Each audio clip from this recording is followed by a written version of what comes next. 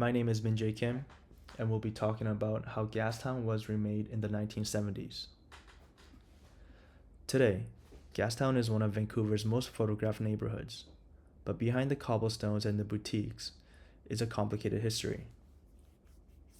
This project explores how Gastown was transformed in the 1970s and what this change reveals about how the city uses heritage to reshape urban space.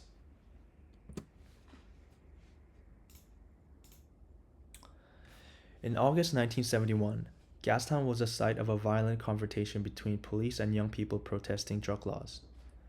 Newspapers described it as a melee, showing police horses pushing down crowds down Water Street. This moment mattered because it exposed growing tensions in the city. Young people, residents, and small businesses were demanding a different vision of Vancouver, one that didn't rely on heavy policing or large-scale demolition. The riot revealed public resistance to top-down redevelopment and helped push the city toward a new strategy: heritage preservation. Before the transformation, Gastown looked very different. Many of its buildings were aging warehouses and rooming houses. Rents were low, and the area was home to working-class residents and small industries. For city planners, these conditions represented decline. Gastown was seen as a problem to be solved rather than a historic district worth preserving.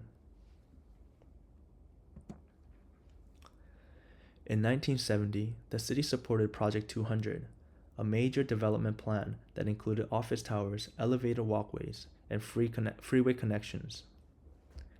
The Vancouver Sun promoted the plan as a way to replace the old with the new. If it had gone ahead, much of the waterfront and surrounding neighborhoods would have been demolished.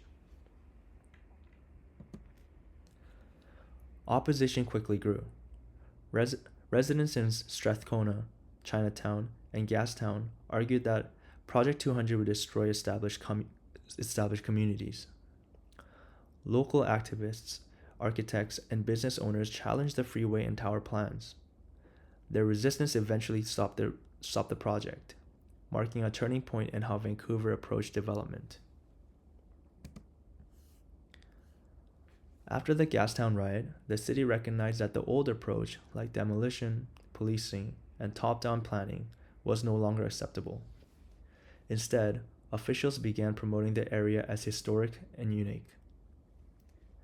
Gastown became a heritage district, allowing the city to regulate its appearance through design rules rather than through aggressive redevelopment. In 1974, Vancouver introduced Heritage Bylaw 4837. This policy controlled facade changes, renovations, and building uses.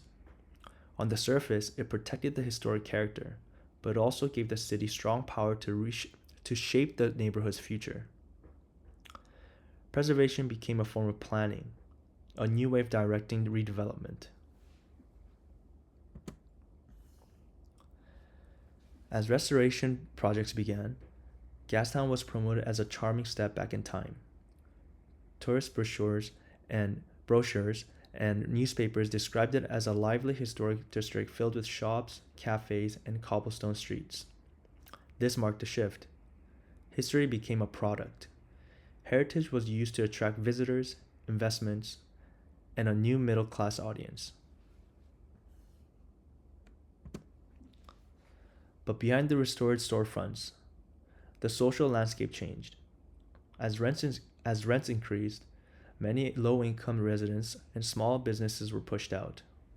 Boarding houses and industrial spaces became boutiques and restaurants.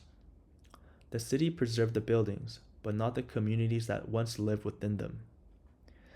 Gastown's renewal came with a significant displacement. This transformation reflects what historian Patty Walker calls selective remembrance. Gastown's official story celebrates architecture and tourist appeal, while the harder histories, poverty, protests, and policing fade into the background.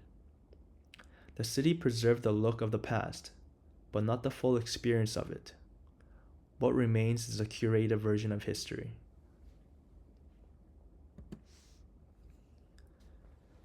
Gastown's story helps us understand current debates about development and affordability in Vancouver.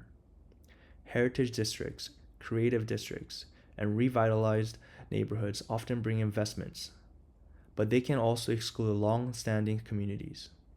Gastown shows how preservation, when paired with rising land values, can reshape who belongs in the city. In the end, Gastown is more than a tourist destination. It's a reminder that cities do not simply preserve history, they actively rewrite it. How we choose to remember the past influences who gets to live in the present and shape the future. Thank you.